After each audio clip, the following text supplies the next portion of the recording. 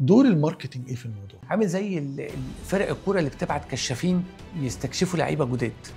ده الف ب لازم ينزل يبص على السوق كتير. بتتكلم على الماركتنج بقى اللي هو قبل ما تعمل الكامبين بتاعتك، قبل اي حاجه خالص، قبل ما تعمل الكامبين انت لازم بقى تبص. ليه بقى؟ لانه ده وارد يوديك في ريد اوشن والناس عماله تقطع في بعضها. صحيح. وارد ان هو ياخدك يقول لك سيب الملعب ده وتعالى نلعب في البلو اوشن ده. صح. ده الناس هنا لسه رايقه، واي حاجه هتقدمها لهم هتبقى جميله. صح. ولو بصينا على كل المستثمرين الشاطرين النهارده اللي ليهم اسماء وخلاص محققين نجاحات قويه جدا، هتبص هتلاقيهم دايما هو عينه على مناطق ما بتبقاش جايه في بالك، انت بتشوف بعدين.